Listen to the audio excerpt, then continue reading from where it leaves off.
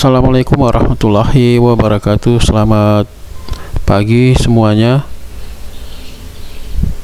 Di kesempatan kali ini kita akan membahas kembali mengenai PDA. PDA itu adalah singkatan dari Pile Driving Analyzer. Terus apa itu PDA? Jadi PDA itu adalah pengujian fondasi dengan menggunakan data digital komputer dengan memanfaatkan impact atau tumbukan antara fondasi tiang dengan hammer atau palu yang diterima oleh sensor transducer dan akselerator tanpa merusak fondasi. Adapun tujuan dari PDA test adalah untuk mengetahui daya dukung tiang, mengetahui integritas keutuhan tiang fondasi, dan mengetahui penurunan atau displacement pada tiang.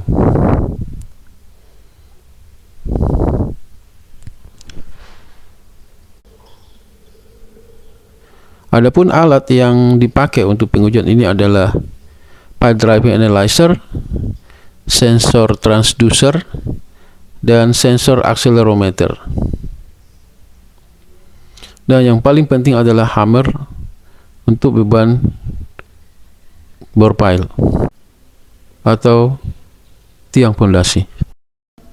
Hal-hal yang perlu diperhatikan dalam PDA test adalah jumlah fondasi tiang yang diuji, yaitu 1% dari jumlah titik fondasi tiang.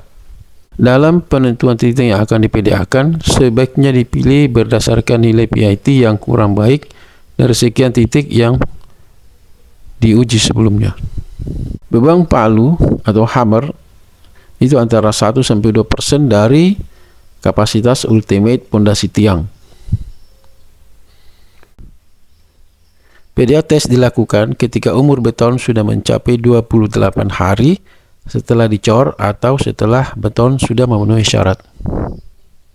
Pelaksanaan PDA test yaitu pertama, penggalian tanah di sekeliling kepala fondasi tiang fondasi. Terus pada pengujian ini ditempatkan 2 pasang sensor secara berlawanan.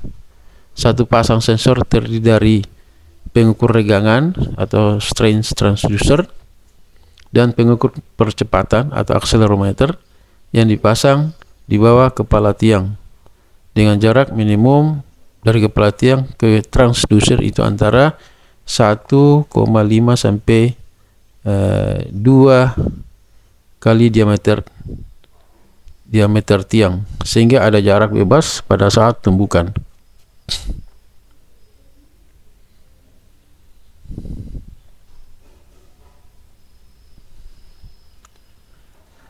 Setelah semua sensor terpasang, maka dimasukkan nilai data tiang dan palu.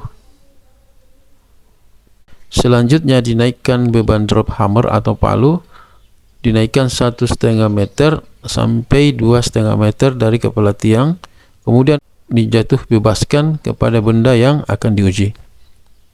Setelah dijatuhkan, maka data akan terinput ke dalam tablet atau monitor PDA. Dari monitor ini kita bisa langsung melihat berapa kekuatan tiang fondasi yang diuji, yang biasanya 2 kali kuat rencana. Tetapi data yang didapat dari PDA test masih harus diolah dan dianalisa lebih lanjut dengan software CAPWAVE atau Case Pile Wave Analysis Program. CAPWAVE itu sendiri adalah program aplikasi analisa numerik yang menggunakan masukan data gaya atau force dan kecepatan atau velocity yang diukur oleh PDA. Kegunaan program ini adalah untuk memperkirakan distribusi dan besarnya gaya perlawanan tanah total sepanjang tiang berdasarkan modelisasi sistem tiang tanah yang dibuat dan memisahkannya menjadi bagian perlawanan dinamis dan statis.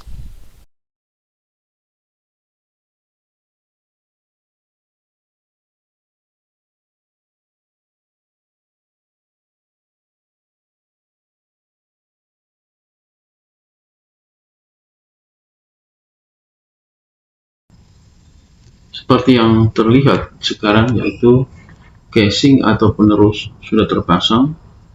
Casing ini harus diberi guy wire agar tetap lurus dan tidak miring.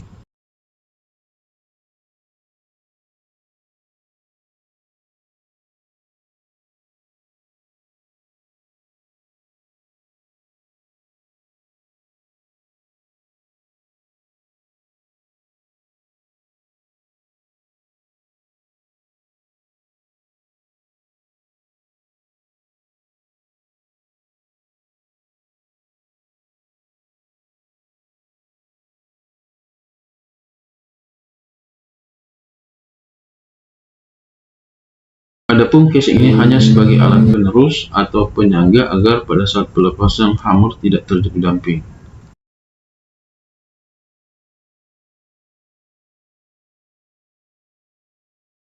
Posisi beban harus lurus dengan pondasi agar gaya yang diberikan bisa maksimal.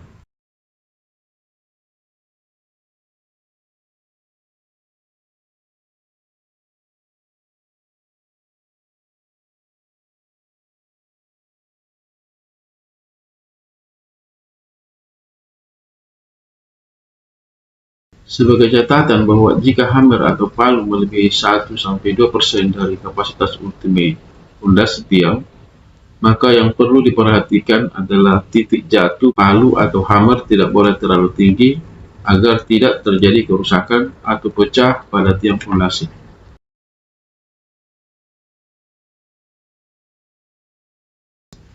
Di sini strain transducer, akselerometer, dan kabel penghubung pada tiang bor pile yang akan dilakukan pengetesan sudah terpasang.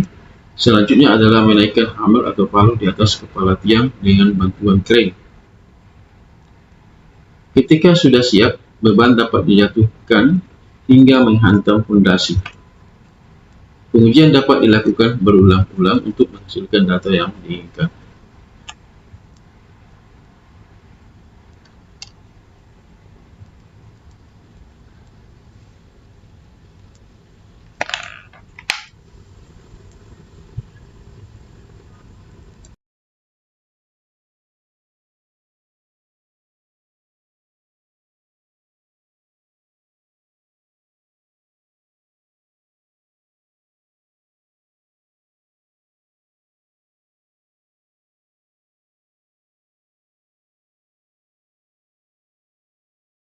Selanjutnya mari kita lihat ketiga percobaan berikut yang dilakukan selama 3 kali dengan satu tiang pondasi.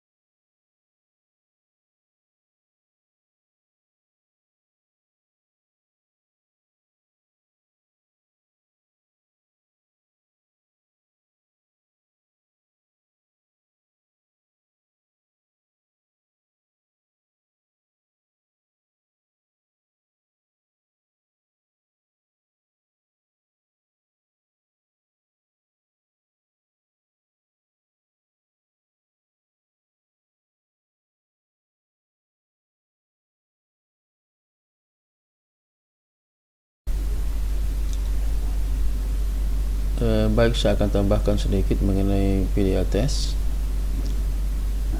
Jadi foto atau gambar yang di sebelah paling kanan ini adalah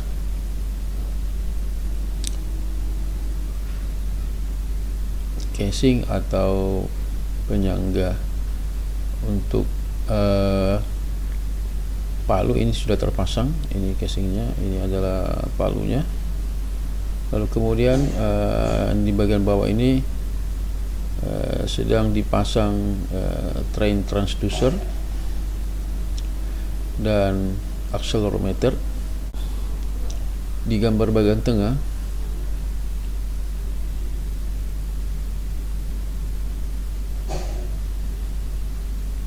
semua peralatan sudah terpasang, baik itu train transducer maupun akselerometer, casing dan palu sudah siap semua.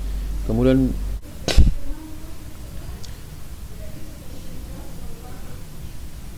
foto yang bagian kanan ini adalah persiapan pengangkatan palu atau hammer.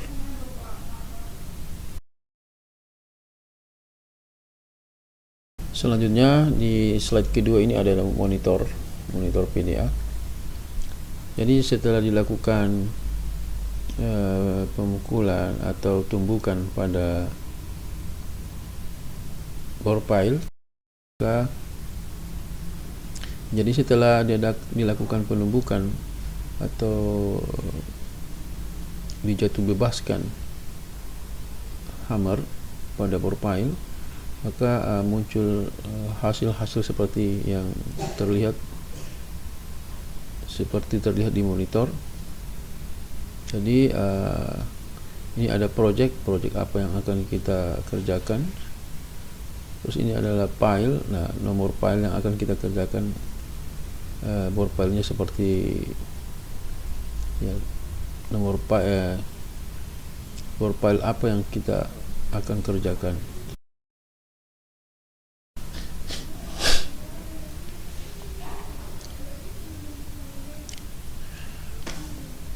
Terus ada FMX 905 ton. Ini adalah FMX, itu adalah gaya tekan maksimum, yaitu 905 ton.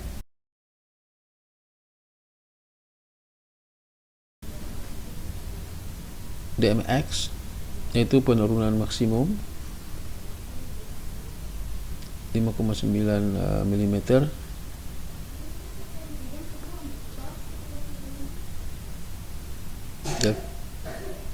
DFN yaitu adalah 1 meter 1,3 mm. DFM itu adalah penurunan permanen. Sedangkan bagian bawah adalah EMX, itu energi maksimum yang ditransfer, itu 3,80 ton.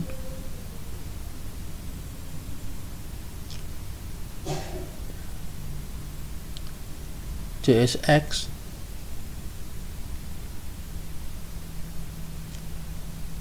itu daya tekan maksimum, yaitu 6,4 MPa. Kemudian BTA ini ada 100%. BTA itu adalah nilai keutuhan tiang. Nanti akan kita jelaskan di slide berikutnya lagi. Ini tertulis 100%. Kemudian RMX itu adalah daya dukung tiang atau end bearing, tahanan ujung. Terus ada RSU ini adalah daya dukung tiang lengketan, yaitu friksi.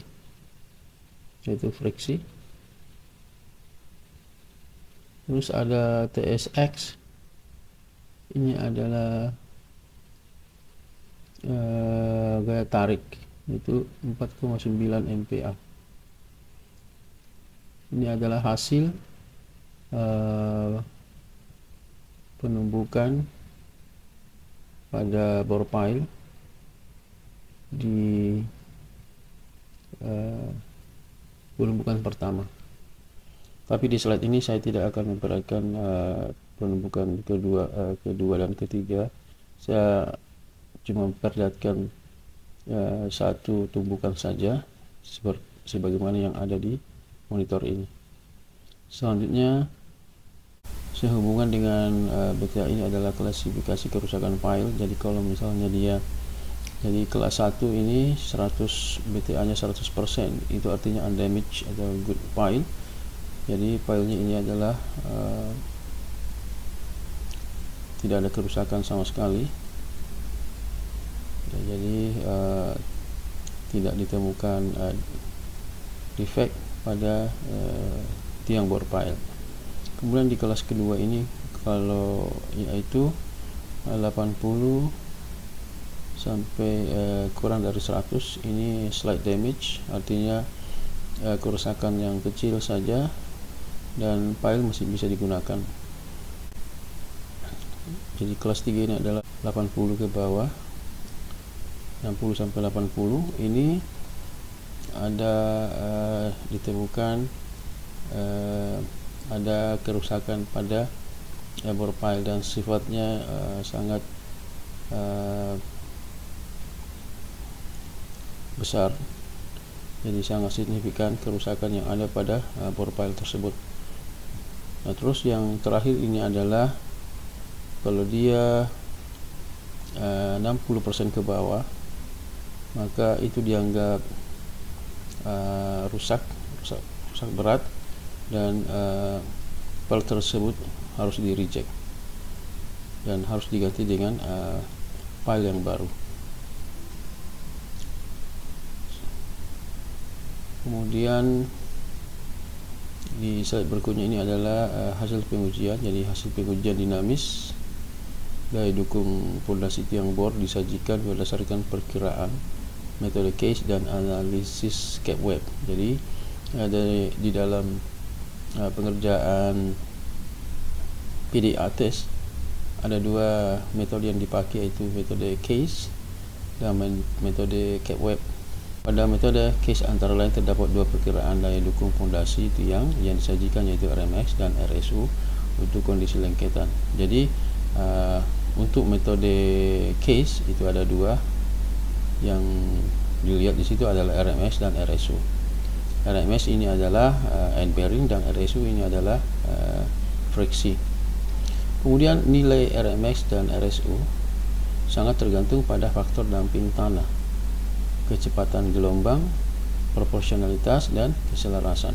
Nah, maka besarnya daya dukung fondasi tiang bor yang direkomendasikan adalah daya dukung yang diperoleh dari hasil analisis cap web. Jadi karena dianggap bahwa cap web ini paling akurat, maka di dalam analisisnya kita menggunakan cap web. Baik, di sini ada ringkasan data dan hasil pengujian tiang bor. Jadi sini adalah data fondasi tiang bor dan sumber impact, yaitu tanggal cor, kapan dicor, kemudian tanggal pengujian. Biasanya pengujian dilakukan setelah 28 hari pengecoran. Kemudian jenis tiang, yaitu jenisnya itulah di sini adalah bore pile. Ukuran tiang nominal atau aktual. Nah, biasanya di sini tertulis 1200, 1300, maksudnya biasanya yang dipakai 1200, tapi pada saat dibuka karena ada casing, maka bore pile itu akan membesar sekitar 10 cm.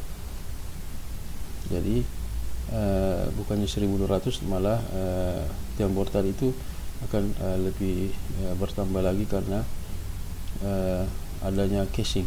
Kemudian setelah casing dibuka, maka ada pertambahan pada dimensi tiang bor. Kemudian panjang total saat uji. Jadi sini tertulis 25,25. Jadi panjang total saat diuji. Kemudian panjang dari sensor itu 23,6, karena sensor agak ke bawah, kurang lebih satu seperti yang kita jelaskan sebelumnya.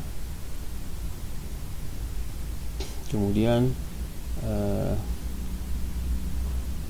panjang tertanam itu 23,2 meter. Kemudian sumber impact drop hammer. Jadi sumber impactnya di sini adalah 15 ton, artinya hammer yang dipakai itu 15 ton.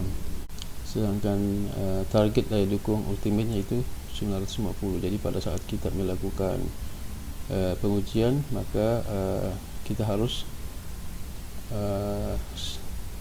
sedapat mungkin harus dilakukan pengujian melampaui 950 ton pada saat dilakukan pengujian.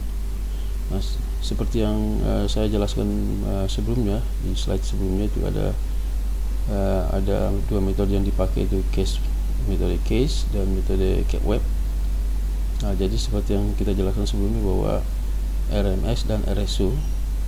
Jadi RMS-nya di sini adalah 969, yaitu M-bearing-nya, sedangkan RSU itu 1585. Kalau di metode CAPWeb ini kita harus, untuk mendapatkan daya dukung total, kita harus menambahkan kedua daya dukung ini, sedangkan pada case method ini dia tidak menambahkan, dia memisahkannya. Terus kita masuk ke CAPWeb analysis. Jadi daya dukung total itu 1474. 1474 ini adalah terdiri dari lengketan, ya. Jadi lengketan ini adalah friksi, sedangkan tahanan ujung atau end bearing ini 511. Jadi kalau kita totalkan ini, hasilnya menjadi 1474. Sedangkan penurunan ini adalah 0,11 mm. Jadi sangat sedikit sekali penurunannya. Terus ini hasil pengujian di atas ini berdasarkan data-data seperti data diameter tiang, panjang pondasi tiang bor, kapasitas sumber impact, dan lain-lain yang ada di sini. Baik, saya kira demikian. Terima kasih. Mudah-mudahan ada manfaatnya. Jangan lupa like, share, dan subscribe video ini. Terima kasih. Semoga video ini bermanfaat. Assalamualaikum warahmatullahi wabarakatuh.